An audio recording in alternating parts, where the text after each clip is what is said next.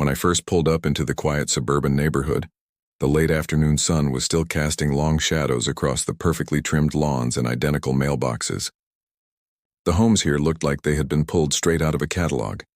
Two-story suburban builds, neat siding, and carefully chosen exterior paint palettes that all somehow matched, yet lacked individuality. I had just driven nearly 8 hours to finally arrive at this place. My new home. Well, not exactly new. I had technically owned the property for years, but I had never lived here. I stepped out of my SUV, stretching my back from the long drive, and glanced at the house with a slow smile. It wasn't much compared to some of the other properties I had acquired over the years, but it had charm. More importantly, it was a good place to finally slow down. After years of working as a property investor and landlord, juggling contracts, managing repairs, and dealing with tenants across different cities, I had decided I wanted a quieter life. Somewhere simple. Somewhere I could just exist without the constant buzzing of my phone and the chaos of business meetings. Of course, fate had a different plan. I had barely managed to set my travel bag down on the front porch when a voice sliced through the air behind me. Excuse me, you can't just park there." I turned around, confused. My car was in my own driveway, the driveway that matched the house number printed right on the mailbox. Standing at the edge of the driveway was a woman, mid-50s, wearing a stiff blouse tucked into pressed slacks, her hair pulled tightly into a bun that made her face look permanently pinched. She clutched a clipboard in one hand and had the kind of posture that screamed self-appointed authority. "Yes, you," she barked again, pointing her pen directly at me. "This is a violation. No overnight parking in driveways. Cars must be kept in garages at all times unless actively being used. It's in the bylaws." I blinked, stunned. "This is my driveway, and I just arrived. I haven't even moved my things inside yet." She tilted her chin up. "And I am the HOA president, which means I enforce the rules. We don't allow clutter in this community. It sets the wrong tone. Garages are for cars. Driveways are for guests only, and even then, only short-term." I studied her for a long moment, then let out a slow breath. "So let me get this straight. You're saying I can't park in my own driveway?" "That's correct," she said, smugness radiating from her tone. I fought the urge to laugh. It wasn't the first time I had encountered an HOA. In my line of work, I had bought and sold dozens of properties, many of which sat inside HOA-run neighborhoods. I had seen the petty rules, the arbitrary fines, the power-tripping volunteers who loved nothing more than to wield authority over their neighbors. But this woman, she had wasted no time at all. I hadn't even gotten my house key out yet, and already she was trying to establish dominance. "I see," I said calmly. "And you are?" "I told you," she snapped. "I'm Margaret, HOA president. I handle enforcement here. Any issues, they go through me." "All right, Margaret," I said, suppressing a smile. "Duly noted." She narrowed her eyes at me, clearly irritated that I wasn't reacting with the fear or submission she expected. "Look, I don't make the rules. I enforce them. If you want to avoid a violation fine, I suggest you move your vehicle into your garage immediately. Otherwise, I'll have no choice but to report you." I wanted to laugh out loud, but I didn't. Instead, I gave her a polite nod. "Thank you for letting me know. I'll keep that in mind." Her eyes lingered on me, suspicious, as if she was trying to size me up. Then with a sharp turn on her heel, she marched back down the street, clipboard clutched tightly to her chest. I exhaled slowly, shaking my head. "Well," I muttered to myself, "that didn't take long." Little did she know the clipboard she held so tightly, the rules she thought gave her power, meant absolutely nothing to me. Not because I didn't respect property regulations, but because, unlike the average homeowner here, I wasn't just a resident. I was the one who collected the rent on half the houses on this street, and Margaret had no idea. After hauling my bags inside and taking a quick look around the house, I sat on the living room floor and cracked open a bottle of water. The place was quiet, the walls bare, the furniture still in transit. But it felt good to finally be here. I imagined the weeks ahead, unpacking, settling in, maybe meeting some of the less hostile neighbors. But as the sun dipped lower, I heard voices outside. Loud voices. Curious, I stepped onto the porch and spotted a small group gathered at the end of the street. And there she was, Margaret, waving her clipboard around like a baton as she spoke animatedly to two other homeowners. I caught snippets of the conversation. New arrival. Already violating. Need to set an example. I shook my head again. It was almost comical, but I decided to keep quiet for now. Instead, I went back inside and opened my laptop. There was work to do. I logged into the property management system I had built over the years, a dashboard where all my properties were listed, each tenant's information neatly displayed. Rent collection status, maintenance requests, contract details, all at my fingertips. And there it was. My quiet little trump card. Out of the 34 homes in this neighborhood, 17 of them belonged to me. And every single one of those 17 tenants paid rent directly into my accounts. Rent that helped fund the HOA's very existence. Margaret, in all her self-importance, didn't realize that the man she had just tried to bully was essentially her landlord. I couldn't wait to see her face when she figured it out. The next morning, I went out for a jog around the neighborhood. It was something I always did in new places. Get a feel for the area, learn the streets, see how people lived. I passed by kids waiting at the bus stop, joggers stretching in driveways, a few early risers mowing their lawns. The place had a pleasant charm when Margaret wasn't in the picture, but sure enough, halfway through my jog, I saw her again. She was standing outside another house, clipboard in hand, scolding a man who looked like he was just trying to take his trash can to the curb. Bins go out no earlier than 7 a.m. on collection day.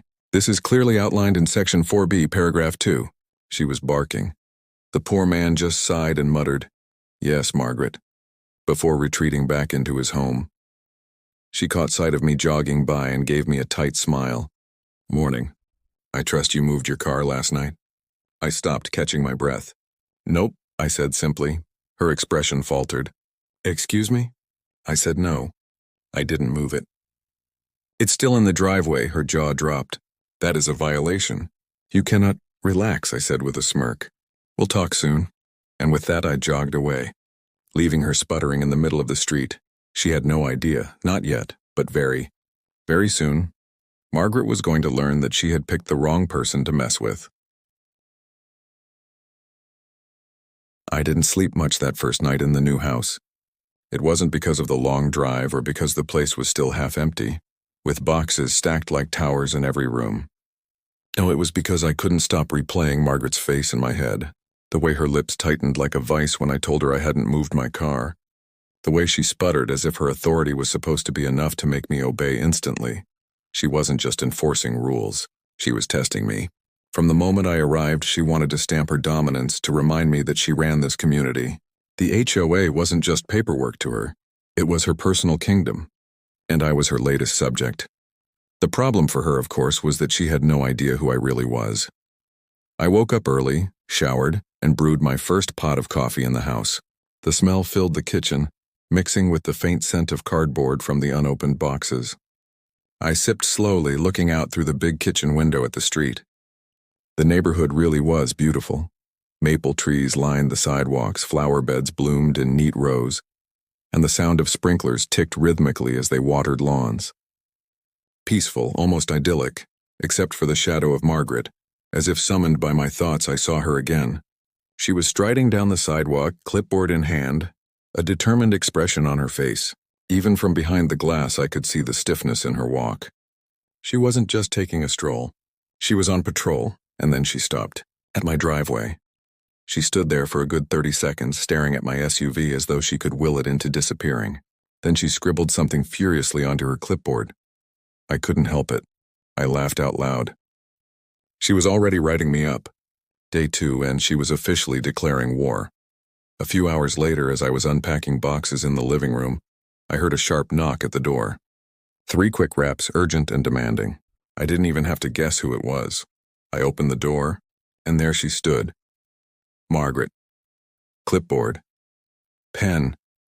The faint smell of expensive perfume trying to cover up the sweat of her morning patrol. "Good morning," she said, though her tone had no warmth. "I'm here regarding the violation notice I had to issue." I leaned against the doorframe, coffee cup still in hand. "Violation?" "Yes." She held up the clipboard like a priest holding a Bible. "Failure to park your vehicle in the garage. Section 3A, Clause 4. This is your first official warning. Continued failure to comply will result in fines, escalating daily until the violation is resolved." She extended a slip of paper toward me. I glanced at it. Printed letterhead, HOA logo. Bold words, violation notice. My name was typed neatly in the box labeled offender. I let out a low whistle. Wow, efficient. Didn't waste any time, did you? Her lips pressed into a thin line. The HOA does not allow exceptions. Rules are rules. If we let one person slide, the whole community falls apart. Right, I said, nodding slowly. Because my car in my driveway is a threat to civilization itself. Her nostrils flared. Sarcasm will not help you, sir. I suggest you take this seriously. We've had issues in the past with difficult residents. I don't want to see you go down that path, I almost laughed. Difficult residents. Translation: anyone who didn't bow down to Margaret's self-appointed throne. I folded the notice in half, tucked it into my pocket, and gave her a pleasant smile. Thanks for dropping this off. I'll take it under advisement, she blinked. That's not how this works. You need to acknowledge the violation and sign. I closed the door gently but firmly before she could finish. Through the wood, I heard her gasp, then the click of her heels retreating down the porch. Round 2. Mine. By midday, I decided it was time to stretch my legs and meet some of the other residents. Not everyone in HOA-run communities was a tyrant. Often there were normal, reasonable people just trying to live quietly, stuck under the same power-hungry board members. Sure enough, as I walked down the street, a neighbor waved to me. He was in his 40s, stocky build, wearing a faded baseball cap. He was trimming his hedges, sweat dripping down his brow. Hey there, he called. You the new guy in 142? That's me, I said, walking over. Name's Alex. Good to meet you, Alex. I'm Dan, been here about 5 years. We shook hands. His grip was firm, his smile genuine. Word of advice, he said in a low voice, glancing up the street. Watch out for Margaret. She's already been talking about you. I chuckled. Already? What did I do this time? He smirked. Parked in your driveway, apparently. She's been telling everyone you're disruptive. Disruptive, I repeated with a grin. That's a new one. Yeah, don't take it personally. She does this with everyone.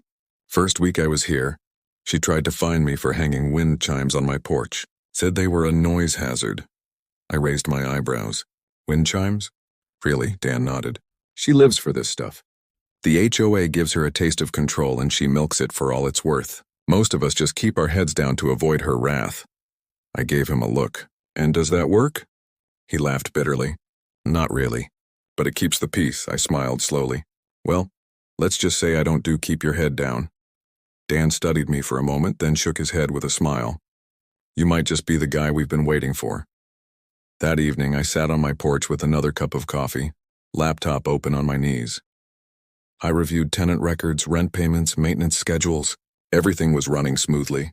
Every one of my renters in this neighborhood was up to date, compliant, and happy, which meant I had leverage. Margaret thought she held the keys to power here because she had her bylaws and her clipboard. But the truth was, this neighborhood ran on money. The HOA collected fees to maintain the landscaping, the pool, the community center. Those fees came from homeowners. And half of those homeowners weren't owners at all. They were tenants renting from me. Margaret could write all the violations she wanted. At the end of the day, the HOA depended on the checks I collected. Without them, her entire operation would crumble. I was tempted to march right over to her house and lay it all out just to see her expression. But no, that would be too easy. Too quick. This had to be slow. Controlled. I wanted her to feel the ground shift under her feet until she realized she was standing on my foundation. So I waited. And right on cue, the next morning another violation notice appeared on my door. This one wasn't even about my car. It claimed my lawn was not up to HOA standards. I laughed so hard I nearly spilled my coffee.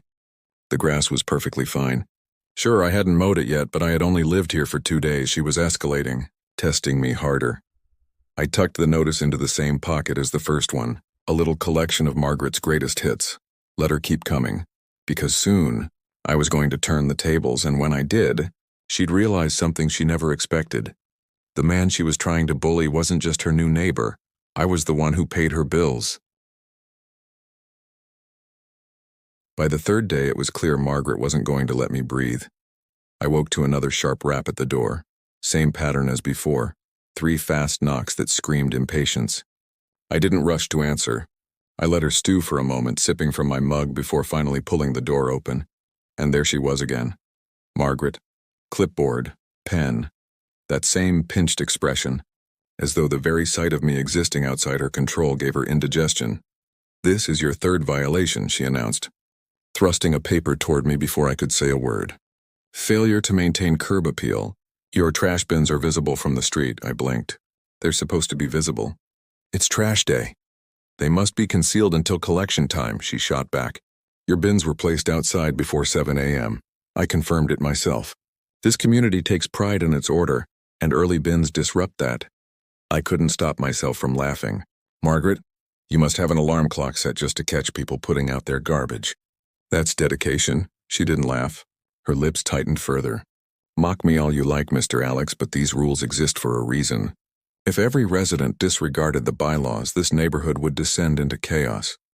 "Chaos," I repeated slowly, savoring the word, over trash bins. "Got it," her eyes flashed.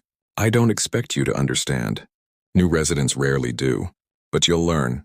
Everyone does." I leaned against the doorframe, folding my arms. "See, that's the funny thing, Margaret. I don't think I'm like your everyone." She tilted her chin. "Then you'll find yourself in trouble very quickly." I smiled faintly. "We'll see." And with that, I closed the door in her face again. By the afternoon, I noticed something strange. As I walked around the neighborhood, several people gave me sympathetic looks. One woman whispered, "Hang in there," as she passed by with her dog. Another neighbor, an older man watering his lawn, muttered, "She's relentless, huh?" Word was spreading. Margaret was clearly talking about me, painting me as some rebellious troublemaker. But instead of isolating me, it seemed to be drawing quiet support. People were tired of her tyranny but too wary to challenge her. And then came the moment I'd been waiting for. Around 6 p.m., I got a phone call from one of my tenants. A young couple renting a house just 2 streets over. "Hey, Alex, sorry to bother you," the man said hesitantly. "It's just, the HOA sent us a notice. Something about the color of our shutters not being compliant anymore. They were repainted before we even moved in. We're not sure what to do," I smiled. "Don't worry, I'll handle it." After hanging up, I leaned back in my chair. This was it. Margaret wasn't just targeting me. She was starting to harass my tenants too. And that meant it was time to stop playing defense. The next day, I attended the HOA meeting. It was held in the community center, a bland building near the entrance of the neighborhood, with beige walls and fluorescent lights that hummed faintly. Folding chairs were set up in neat rows, and a long table stood at the front where the board members sat. Margaret, of course, was in the center seat, her clipboard replaced by a gavel she tapped against the table for order. The room was half full, mostly homeowners, some tenants, a few curious onlookers. I took a seat near the middle, laptop bag slung over my shoulder. "First order of business," Margaret began, her voice crisp. "We have several new violations to address. It has come to my attention that some residents believe they are above the rules. I will not allow this community's standards to be compromised." Her eyes flicked toward me as she spoke, though she didn't say my name. A few people followed her gaze, whispering quietly. "Excuse me," I said, raising my hand. Margaret stiffened. "This is not the time for interruptions. You'll have a chance to speak at the end." I ignored her. "Actually, I think it's exactly the time, because you're talking about violations and it seems my name keeps coming up." The room went quiet. Margaret's jaw tightened. "If you insist on making this difficult—" "Not difficult," I said calmly, standing. "Transparent. Let's be transparent, shall we? Since we're all here." I pulled my laptop from the bag, flipped it open, and connected it to the projector that hung from the ceiling. A large screen lit up at the front of the room, displaying my property management dashboard. Rows of addresses, tenant names, payment statuses. "Let me introduce myself properly," I said, my voice steady. "My name is Alex. I'm not just a resident here. I'm a landlord. In fact, I own 17 of the homes in this neighborhood, which means nearly half of you pay your rent to me, which means indirectly I fund a significant portion of this HOA's budget." Gasps rippled through the room. Heads turned. People whispered to one another. Margaret's face drained of color. "So when you write up my tenants for nonsense violations," I continued, scrolling through the list on the screen, "you're not just harassing them, you're interfering with my business. And when you show up at my door with threats over driveway parking and trash bins, you're not enforcing order. You're abusing power." A man in the back clapped. Someone else muttered, "Finally." Margaret slammed her gavel. "This is highly inappropriate." You can't just hijack an HOA meeting to, I'm not hijacking anything. I cut in, my tone sharp. I'm making it clear that the rules you cling to so desperately don't scare me. You want to find me? Go ahead. But just remember, without the rent I collect, this community's funds dry up. And when that happens, guess who gets the angry calls? Not me, you. The room buzzed with murmurs louder this time. People were nodding, whispering agreements. Margaret's hands trembled as she gripped her gavel. You think you can threaten the HOA? I smiled coldly. Not a threat. A reality check. The meeting ended in chaos. Margaret stormed out red-faced, muttering about calling the county. The other board members looked rattled, unsure whether to side with her or distance themselves. Meanwhile, several neighbors came up to me, shaking my hand, thanking me for speaking up. Someone needed to put her in her place, one man said. She's been running roughshod over us for years. About time somebody stood up to her, another woman added. As I walked home that night, I felt the shift. The power balance had changed. Margaret wasn't untouchable anymore. People had seen her for what she was, a bully. And they had seen me for what I was, someone who couldn't be pushed around, but I knew it wasn't over. People like Margaret didn't back down after one public embarrassment. She'd come back harder, desperate to reclaim control. And I was ready for it. Because the truth was, I hadn't even played my strongest card yet. The morning after the HOA meeting felt different. The air itself seemed lighter, the neighbors more relaxed as they went about their routines. A man walking his dog gave me a thumbs up. A couple jogging past called out, "Thanks again for last night." Even Dan, the guy with the baseball cap, waved from across the street with a grin. For the first time since I'd arrived, it felt like I belonged here. But I also knew Margaret wasn't done. People like her never walked away quietly. She had been embarrassed in front of the entire neighborhood. Stripped of the fear-based authority she thrived on, she was going to try something big. The only question was, when? I didn't have to wait long. That afternoon, I received an official-looking envelope slipped under my door. HOA letterhead, my name typed neatly on the front. Inside was a final notice of escalating violations.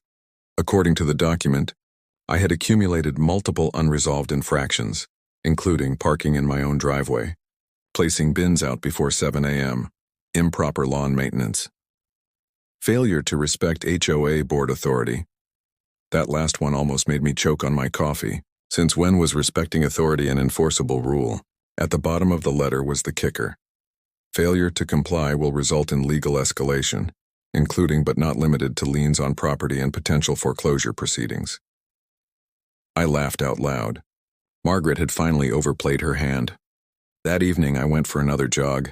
Sure enough, Margaret was outside, clipboard in hand, whispering furiously to another board member. When she spotted me, her eyes lit up with a kind of triumphant malice.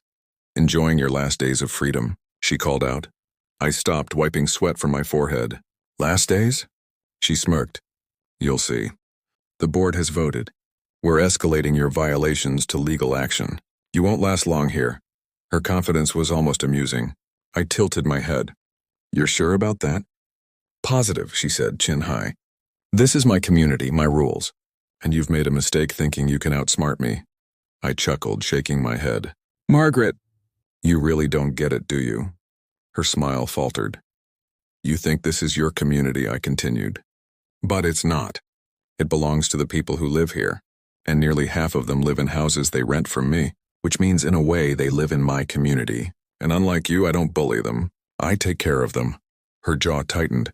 "So if you want to go legal," I said, stepping closer, lowering my voice so only she could hear, "I'll fight you, and I'll win. Because here's the thing, Margaret. You need me more than I'll ever need you."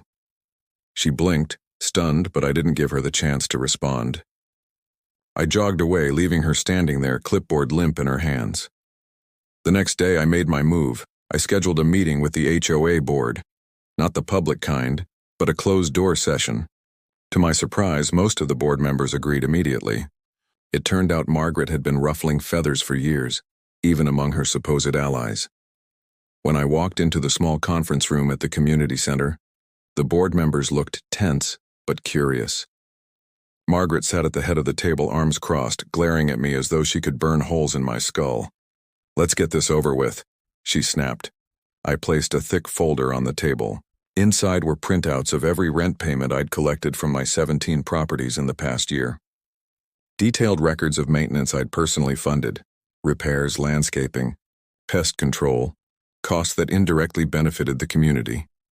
Here's the reality, I said, sliding the folder toward them. I bring in nearly $30,000 a month in rent from this neighborhood alone. A significant portion of that money goes toward HOA dues, which fund everything you do. Landscaping, pool upkeep, road maintenance. If I pull out, if I sell these homes, if I let someone else take over, you lose nearly half your budget overnight. Can this HOA survive that kind of hit? Silence. One of the board members, a man in glasses, shifted uncomfortably. That would devastate our budget, Margaret scoffed. He's bluffing, I smiled. Try me. In fact, I already had an offer last week from a property group that doesn't play nice with HOAs. They'd happily take this entire portfolio off my hands. And unlike me, they won't sit quietly while you run wild with power. They'll drag you into court the first time you step out of line. The man in glasses swallowed hard. Margaret, maybe we should reconsider how we're handling this. Her face turned red. You can't let him bully us. This is our authority. If we cave now, we lose everything. I leaned forward, locking eyes with her. You already lost, Margaret. The only question is how ugly you want it to get. The room went silent again. Then slowly, one by one, the board members nodded. I think we need new leadership, the man in glasses said. I agree, another woman added. Margaret's eyes went wide. You wouldn't dare, but it was too late. The tide had turned. By the following week, Margaret was officially removed as HOA president. A vote had been called, the board had sided against her, and the residents, most of whom had suffered under her nitpicking for years, voted overwhelmingly for change. She tried to fight it, of course. Filed complaints, shouted at meetings, even tried to rally her remaining supporters, but it was useless. Without the board behind her, without the fear she once inspired, she was powerless. As for me, I settled into my new home. My car stayed proudly parked in the driveway. My trash bins went out the night before collection, whenever I felt like it. My lawn grew a little wild before I got around to mowing it, and nobody cared. Neighbors stopped by to chat, to thank me, to invite me to barbecues. The atmosphere in the community shifted. People felt freer, lighter, less suffocated by endless rules. One evening, as I sat on my porch with a cold drink, Dan walked up, he said, grinning. I don't think Margaret's ever been this quiet. She hasn't bothered me in weeks. I raised my glass. To peace and quiet. He clinked his soda can against mine. And to the guy who finally put her in her place. I laughed, leaning back in my chair. It had been a wild start, no doubt. Margaret had tried to trick me, bully me, control me. But in the end, she'd forgotten one simple truth. I wasn't just another homeowner. I was the one who collected the rent. And that meant, whether she liked it or not, this community was mine.